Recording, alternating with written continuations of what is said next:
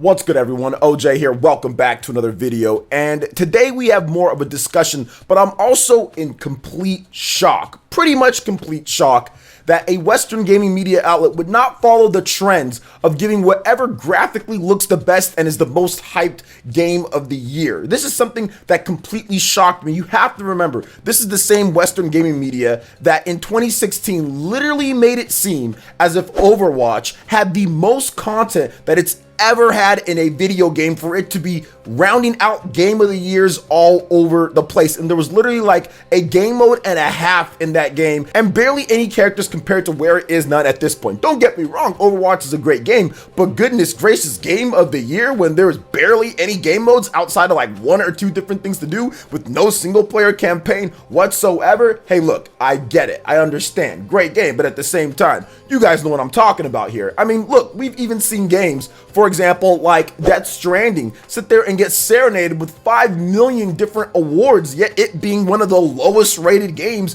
to ever get nominated for a Game of the Year at the Game Awards. Heck, some of these games are so dry, it would make the Popeye's biscuit seem like a savory, watery, moist piece of food to eat without a drink. I mean, seriously, guys, this is just how the Western gaming media is at times. So please, just give me a second to compose myself as I get over the shock of Eurogamer, okay? Giving Game of the Year to Hades? Game of the Year to Hades, a game that I talked about before, a game that was nominated multiple times for various different things at multiple different Game Award shows. And if you look at my top 10 games of 2020, if you look at the Game Award nominee games only, because I had a bunch of games that were in my top that were not in the Game of the Awards nominees, it was actually my Game of the Year. If you go off of just those nominees, it was the highest ranking one from the games that they picked with the Keeley Awards, Game Awards 2020. So to see Eurogamer actually have the cojones, actually go through the fortitude to say Hades is actually the best game of the year. Hades is a game that deserves to be up there. This is a game, it's not just indie. People can talk about an indie game. It is an expertly crafted game in game design, in gameplay, how it goes, and it's better than a lot of these other major games that had so many issues, that had so many different things that got brought up with it and were ignored because they have the graphical aspect to them, they have the marketing aspect to them, they have the, oh well, everyone's talking about it aspect to it, right? Like The Last of Us Part 2, or like Final Fantasy VII Remake, or any of the other games that were just nominated many times over. Now, do those games deserve it? Absolutely. Those are fantastic games, and both of those games made it into my top 10 games of 2020. And at the end of the day, it is completely subjective. It was completely subjective in terms of what you like and when you like it and what type of game. We all know that. Not everybody loves everything exactly the same way, but I am surprised and I'm shocked that they would actually give Hades that Game of the Year. And I'm going to go ahead and give Eurogamer some brownie points, some bonus points, some, hey, good job, pat on the back for Eurogamer on this one, because that does take some courage to do that, because they have a huge base of PlayStation and Xbox fans, large base of PlayStation fans. It seems like every single site has that for the most part when it comes to major media. A large base of fans that are sitting there and waiting for them to just hand The Last of Us Part 2 Game of the Year, since it was getting Game of the Year from so many people out there, despite being written kind of poorly and kind of wonky, and there's a lot of issues here and there. I still feel that gameplay wise the game is superb. So does it deserve its 5 million Game of the Year awards that it got? Sure, why not? Maybe some people think so. I'm not necessarily of that, but at the same time, everybody is entitled to their opinion. But Hades is one of those games that doesn't have that huge graphical presentation, doesn't have all of that extra stuff in there with the audio and the voice actors and them crying when they're receiving awards and all. It doesn't have all that, but it's still won Game of the Year from Eurogamer. And I've seen more and more people say that Hades deserves to be Game of the Year, that Hades is a game that deserves to be up there with the rest of the big boys when it comes to gaming, because Hades reminds us, one, that you don't have to hate roguelike games. I mean, because to be honest, I hated roguelike games, and I've heard countless people after person after gamer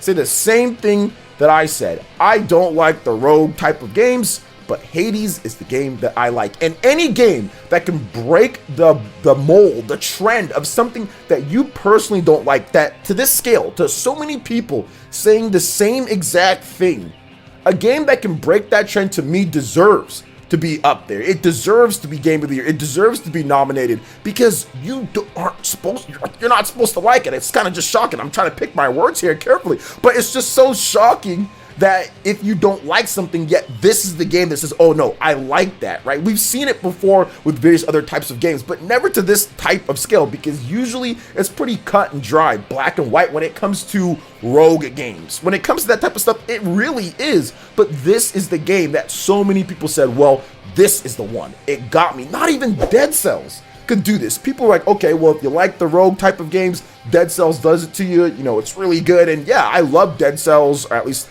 I thought I did for a little bit, but then I started hating it because the whole rogue and dying and going back and the repetition and all the stuff that makes rogue games just whack, that should just be an extra mode, because I still feel, even with Hades, that rogue games should be an extra mode. It should not be the main thing. It should be a mode in a game. It should just be part of the game, not the actual built and based around it. But Hades found a way for it to actually work.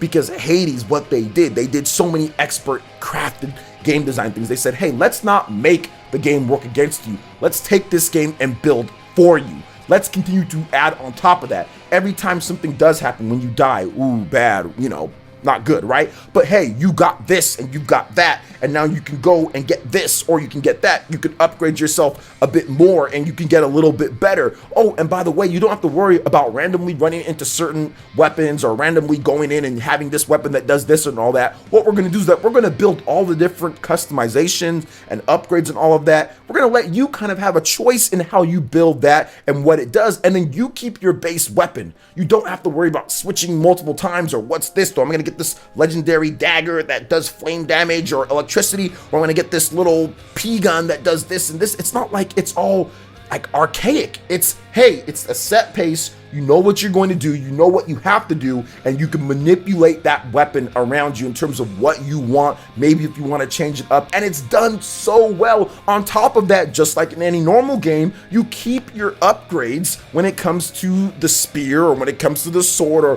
whatever else that you have. You can permanently upgrade those weapons and not have to rely upon the randomness and RNG of a rogue game. And that's what they did. Now, without those things, in my opinion, with the upgrading yourself in the mirror and being able to have extra chances and extra life and all that type of stuff, and also the permanent upgrades of the weapons, it wouldn't be as good. But they know those are some of the sticking points. Supergiant Games, they did a phenomenal job with this. Those are some of the sticking points that they said, hey, let's change this up so we can make this a little bit more tolerable for people who don't like those aspects of losing completely everything. And this is on top of things actually changing when you go back, because usually in a lot of these rogue games, it's the same thing over. You just go back and you do it again, go back and you do it again. But this one actually has changes in what people talk to you, what they say, what you can do.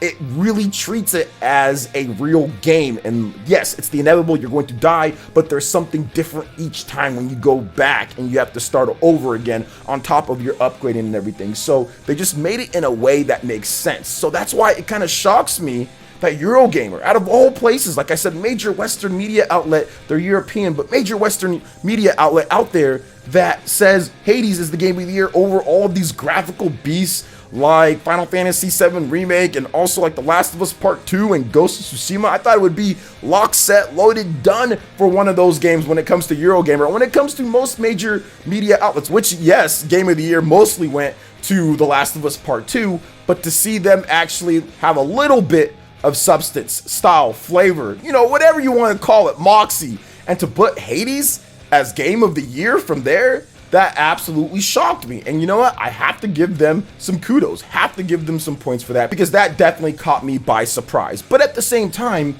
it really shouldn't have. Considering how great Hades is, considering what Hades is all about and kind of what it did, how great that I know in terms of playing the game and what other people have said, it doesn't really shock me too much, or at least it shouldn't have. But you never know with the Western gaming media. Like I said, you never know. They will play the driest games. Heck, even sometimes if the game isn't even that great, while they play the game when the game comes out, and then later all of a sudden, like Control, the game is Game of the Year quality, because when the game came out it was just, oh, it's all right, but then by the end of the year it transformed into one of the greatest games of all time, earning more nominations than games like The Legend of Zelda Breath of the Wild and Super Smash Bros. Ultimate, games that were rated way higher and way better and got way more praise, but all of a sudden it turns into the greatest thing ever. So the Western media is very weird in terms of how they do things. So I'm just a little surprised, but then again, I'm very happy at the same time, because Supergiant Games, they've been making phenomenal titles for a long time. For more than a decade, I've been playing their games, Bastion, Transistor.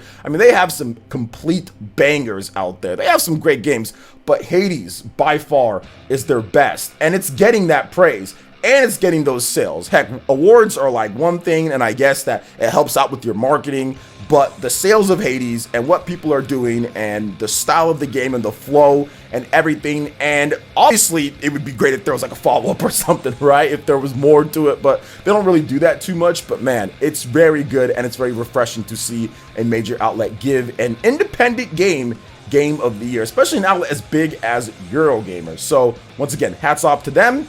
And once again, what is you guys' top games of 2020? I know this year was challenging for many, but I felt at the same time there were some great games to play to help us get through to it. And of course, here is to a better 2021, guys, because we're already in the new year. Crazy, huh? So here's to a better 2021. So what do you guys think about all of this?